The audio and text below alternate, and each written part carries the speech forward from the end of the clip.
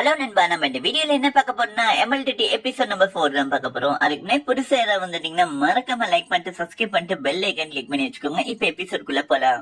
போன எபிசோட்ல என்ன காட்டிருப்பாங்கன்னா, நம்ம பாய் நம்ம ஹீரோவோட ஸ்டூடெண்டா இருக்கிற மாதிரி கேட்டிருப்பாரு. அதுக்கு நம்ம ஹீரோ யோசிச்சுட்டே இருந்திருப்பான். ஏன்னா நம்ம ஹீரோ இந்த ஃபேமிலியா தான் வேலை பார்த்துட்டு இருக்கான். இந்த ஃபேமிலிக்கு எதிரான ஆளுகிட்ட அவனை டீச்சரா ஏத்துக்கிட்டோம்னா எவ்வளவு பிரச்சனை இருக்கிற மாதிரி நம்ம யோசிச்சுட்டு இருக்கான் நம்ம ஹீரோ. அப்ப நம்ம ஹீரோ என்ன யோசிக்கிறான்னா, அதனால அந்த ஃபேமிலியோட வேலைக்காரனா இருந்தேன். ஆனா யாருமே என்ன மதிக்கவும் இல்லை, எனக்கான அங்கீகாரத்தையும் கொடுக்கல. ஆனா இவர் ஒரு ஆள் தான் எனக்கு அங்கீகாரம் கொடுக்குற மாதிரி இருக்கேன். இவர் வாழ்க்கை ஃபுல்லா நான் கஷ்டப்பட்ட வேலைக்காரனா மட்டும் இருக்க முடியும். ஆனா இந்த ஒரு நாள் இப்படி ஒரு வாய்ப்பு எனக்கு கிடைச்சிருக்கு. இந்த வாய்ப்பை நான் விட்டு கொடுக்க விருப்பப்படல. அதனால நான் இதுக்கு ஓகே தான் சொல்ல போறேன். என்னோட புது பயணம் ஆரம்பிக்க போறேன். அதாவது கல்டிவேஷன் லெவல இன்க்ரீஸ் பண்ணும். அதுக்கு நான் இவருக்கு இந்த மாஸ்டரை ஏத்துக்கணுங்கிற மாதிரி சொல்லிட்டு நம்ம ஹீரோ தயவு செஞ்சு நான் உங்க ஸ்டூடெண்டா ஏத்துக்கோங்கிற மாதிரி காலில் படிஞ்சிட்டு இருக்கான். அதெல்லாம் பார்த்ததுக்கு அப்புறம் பாய் என்ன சொல்றா, நீ இப்பெல்லாம் கெஞ்சின அவசியம் இல்லை. ஆல்ரெடி நான் உன்னை ஸ்டூடெண்டா ஏத்துக்கிட்டேன். உங்ககிட்ட கொஞ்சம் பர்மிஷன் மட்டும் கேட்டுக்கிட்டேன். அதுவும் இல்லாம உங்ககிட்ட முக்கியமான சில விஷயங்கள் பேச வேண்டியிருக்கேன். கோல்டன் இயர் பத்தி எடுத்துட்டு வந்தால அது எதுக்காக நான் எடுத்துட்டு வந்தேன்னு உனக்கு தெரியுமா? அதோட பவரோட கல்டிவேஷன் இன்க்ரீஸ் பண்றதுக்கு இந்த டிராகனும் பிக்சரும் அதே சமயத்துல இந்த கோல்டன் இயரும் எங்க செட்டோட முக்கியமான ஒண்ணா இருந்தது. இது என் கையில இருந்தா நான் ஓவர் பவர்ஃபுல் ஆகி எங்க செட்டுக்கு லீடர் ஆகலான்னு பார்த்தேன். ஆனா இப்ப என்னால எதுவுமே பண்ண முடியல. ஏன்னா நான் இப்ப கொஞ்ச நாள்ல சாக போறேன்னு நினைக்கிறேன். இது உனக்கு கிடைக்கணுங்கிறது மாதிரி இருக்கு. அதை கேட்டு நம்ம இது என்ன சொல்லிட்டு இருக்கீங்க? அப்ப அவர் என்ன சொல்றேன்னா, இந்த 2 ட்ரெஷர் நான் உனக்கு தரலான்னு முடிவு எடுத்திருக்கேன். இது உனக்கு கல்டிவேஷன் லெவலே அதிகப்படுத்துங்கிற மாதிரி சொல்லிட்டு நம்ம ஹீரோ அப்படியே இழுத்து எங்கேயும் ஓடி போறங்கிற மாதிரி சொல்லிட்டு நம்ம ஹீரோ உடம்புக்குள்ள அந்த கோல்டன் இயர் அப்படியே திணிக்கிறாரு. திணிச்சதுக்கு அப்புறம் அந்த இடத்துல ஒரு பயங்கரமான வைப்ரேஷன் கிரியேட் ஆகுது. அப்ப அவர் என்ன சொல்றேன்னா, இது ஆட்டோட கனெக்ட் ஆகும். கனெக்ட் ஆனதுக்கு அப்புறம் உன்னோட பிளட் ஃப்ளோ எல்லாம் அதிகமாகும். அதனால உனக்கு கொஞ்சம் எனர்ஜி இருக்கு. அதை வச்சு நீ கல்டிவேஷன் பண்ணனா கண்டிப்பா உன்னால ஒரு நாளைக்கு பெரிய ஆள் ஆக முடியும். அது வரையும் நீ கஷ்டப்பட்டு ட்ரைனிங் எடு. ஹீரோக்கு அவ்வளவு வலி ஏற்படுது. ஏன்னா அந்த கோல்டன் இயர் நம்ம ஹீரோ உடம்புக்குள்ள இன்ஜெக்ட் ஆயிட்டு இருக்க. நம்ம ஹீரோ வலியாவது துடிச்சிட்டு இருக்கான். அப்ப நம்ம பாய் என்ன சொல்றா, நீ என்ன உயிரை காப்பாற்றணும்னு நினைச்சிருக்காக இப்படி ஒரு சீட்டை நான் உனக்கு கொடுக்கல. ஒரே காரணம் உனக்கு கொடுத்தது காரணம், நீ உன்னை பார்க்கும் போது என்ன பார்க்கற நினைவுகள் வந்தது. அதனாலதான் நான் உனக்கு இதை கொடுக்குறேன். ஒரு சில நல்லா புரிஞ்சுக்கோ, நான் என்னால ஜெயிக்க முடியல, ஆனா நீ ஜெயிக்கணுங்கிற மாதிரி நம்ம ஹீரோ கிட்ட சொல்றாங்க. அதுக்கப்புறமா நம்ம பேலன்ஸ் தான் காட்டுறாங்க. அந்த இடத்துல நம்ம மாஸ்டர் அதே சமயத்துல அந்த வயசானவன் அதே சமயத்துல நம்ம ஃபேங்க் குயின் அங்கதான் இருக்காங்க. அப்ப அந்த வயசானவன் என்ன சொல்றேன்னா, நான் எல்லாத்தையும் ஆர்டர் பண்ணிட்டேன், உங்களை பர்மிஷன் இல்லாம யாருமே உள்ள பார்க்க மாட்டாங்கிற மாதிரி சொல்லிட்டு இருக்காங்க.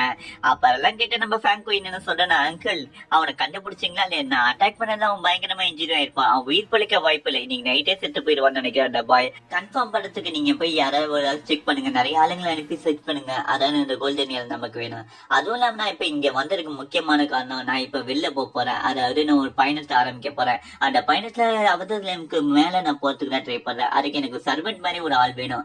அதுக்கு பெட்டரான ஒருத்தர் இருக்கணும். அதுக்கு ஒரு எக்ஸாமினேஷன் மாதிரி வைக்கலாம். அதுல எவன் சல்ட் ஆகணும்னா அவனை என் பயணத்துல கூட்டு போவேங்கிற மாதிரி சொல்றாங்க. கேட்டதுக்கு அப்புறம் அந்த அங்கிள்ங்கிறது இந்த மாஸ்டர் தான் சொல்லியிருக்கேன். அவரும் ஓகேங்கிற மாதிரி இடத்துல சொல்றாங்க. அதுக்கப்புறம் நம்ம ஹீரோ என்ன பண்றேன்னா, அந்த மாஸ்டர் இருக்கல, அதாவது நம்ம பாய் இருக்கல, அவனை அப்படியே அந்த இடத்துல பொறைச்சிடுறான் அந்த கல்லோட மறைச்சு. அப்ப நம்ம ஹீரோவும் அவர் சொன்ன விஷயங்கள்லாம் யோசிச்சு பார்த்துட்டு இருக்கான். அப்ப அவர் என்ன சொல்லியிருப்பான்னா, நான் 10th லெவல்ல வந்துட்டேன், ஆனா என்னால அதுக்கு மேல போக முடியல. ஆனா அதே நிலைமை உனக்கு வரக்கூடாது, நீண்ட என்னோட சக்சஸரா இருக்கணும், என் கனவுகள் நீண்டா சமக்கணுங்கிற மாதிரி சொல்லியிருப்பாரு. அதெல்லாம் கேட்டு நம்ம ஹீரோவும் அவர் சொன்ன விஷயங்கள்லாம் என் மைண்டுக்குள்ளே இருக்கு. அவரோட கனவை நான் சமக்க போறேன். அதாவது என்னோட கல்டிவேஷன் லெவலை இன்க்ரீஸ் பண்ணி நான் கண்டிப்பா ஒரு பெரிய ஆளா வருவேன். இது இவரு கொடுக்கறத நான் கௌரவமா நினைக்கிறேன் சொல்லிட்டு அந்த டிராகன் பிக்சர்னு ஒரு புக் ஒண்ணு சொன்னோம்ல, அதை அவர் பார்த்துட்டு இருக்கான் நம்ம ஹீரோ. அப்ப அவரை பத்தி என்ன சொல்லிருப்பாரு, அந்த டிராகன் பிக்சர் என்னால ஃபுல்லா கல்டிவேஷன் பண்ண முடியல, நான் அதுல ஃபெயிலியர் தான் ஆயிட்டேன். அதுக்கு நீ நிறைய ட்ரைனிங் எடுத்து நிறைய லெவல்ல இன்க்ரீஸ் பண்ணும். அப்புறம் உன்னால இந்த டிராகன் பிக்சரை முழுசா கத்துக்க முடியும், நீயும் பெரிய ஆள் ஆக முடியுங்கிற மாதிரி சொல்லியிருப்பாங்க. அதுவும் இல்லாம என்னை பத்தி விஷயங்கள் எதுவுமே வெளில சொல்லாத. சொன்னா உன் வீருக்கு நான் ஆகட்டு, நீ கேர்ஃபுல்லா இரு, உன்னை நீ டைமா பாத்துக்கணும், இந்த உலகம் ரொம்ப மோசமானது. அவர் சொன்ன விஷயங்கள்ல நம்ம ஹீரோ யோசிச்சு பார்த்துட்டு அவன் இதயத்தை தொட்டு பாக்குறான். அந்த இடத்துல அந்த கோல்டன் இயர் ஆக்டிவேட் ஆகிற மாதிரி இருக்கு. அப்ப நம்ம ஹீரோ என்ன சொன்னா, கண்டிப்பா உங்களுக்கு கடைசி ஆசை நான் நிறைவேற்றுவேன், என் வாழ்க்கை ஃபுல்லா கஷ்டப்பட்டு நான் ஒரு பெரிய நிலைமைக்கு ஒரு மாஸ்டர்ங்கிற மாதிரி அந்த இடத்துல சொல்றான். அதுக்கப்புறமா அந்த பேலஸ் எல்லாம் காட்டுறாங்க. அந்த இடத்துல நம்ம வயசான ஒரு அனௌன்ஸ்மெண்ட் மாதிரி கொடுத்துட்டு இருக்கான். அதாவது நம்ம ஃபேங்க் குயின் ஒரு பெரிய ட்ரிப்புக்கு போக போறாங்க, அதாவது ஒரு ஜார்னிக்கு போக போறாங்க. அந்த ஜார்னில ரொம்ப மிஸ்டியான விஷயங்கள் இருக்கும். அதே சமயத்துல எமால்ட்ரிட்டியோட உண்மையான அர்த்தமே அந்த இடத்துல தான் இருக்கும். உங்கள ஒரு சர்வெண்ட் அவங்க கூட கூட்டு போகணும்னு நினைக்கிறாங்க. அதுக்கு ஒரு எக்ஸாமினேஷன் மாதிரி நடக்குது, எல்லாருமே கலந்துக்கிடுங்க மாதிரி சொல்றாங்க. அதை கேட்ட நம்ம ஹீரோ ஆச்சரியப்பட்டு அப்படியே நம்ம ஹீரோ அங்க வேடிக்கை பார்க்க வந்துடுறான். இவன் பேசலாம் கேட்டு இப்ப இந்த வயசானவன் என்ன சொன்னா, இப்படி ஒரு வாய்ப்பு உங்கள இருக்கிற சர்வன்ட்ஸ் வேற யாருக்குமே கிடைக்காது, உங்கள ஸ்ட்ராங்கான ஒருத்தருக்கு அந்த வாய்ப்பு கிடைக்குங்கிற மாதிரி சொல்லிட்டு நம்ம ஹீரோவை பார்த்து, ஏய் எல்லாம் கொஞ்சம் அமைதியா இருங்கப்பா, ஏய் தம்பி நீ என்ன பண்ணிட்டு இருக்க, ஒழுங்கா நீ வந்து அந்த குதிரை கழுவுறதுல வேலை, எதுக்கு இங்க வந்து பார்க்க வந்திருக்க, என்னப்பா நீ அந்த ஃபேன் குயின் கூட போன ஆசைப்படுறியா என்ன, உன்ன மாதிரி ஒரு ஆளனா எப்படி சர்வெண்ட் அவங்க விட்டு போவாங்கன்னு நினைக்கிறேன். நம்ம ஃபேன் குயின் இப்ப எங்க போக போறாங்க தெரியுமா, ஜியான் மவுண்டனுக்கு போக போறாங்க. அந்த இடத்துக்கு எல்லாம் போறதுலாம் உன் கனவா மட்டும்தான் இருக்கணும், ரொம்ப ஆசைப்பட்டு இந்த சர்வெண்ட்ஸ்ல ஒரு ஆளா நீ போலாங்கிற மாதிரி நினைச்சிடாத, உன்ன மாதிரி ஆட்கள் எல்லாம் பார்த்தாலே எங்களுக்கு சிரிப்புடா வரும், போய் குதிரையை கழுவிடாங்கிற மாதிரி சுத்தி இருக்கவங்க எல்லாருமே நம்ம ஹீரோ அவமானப்படுத்திட்டு இருக்காங்க.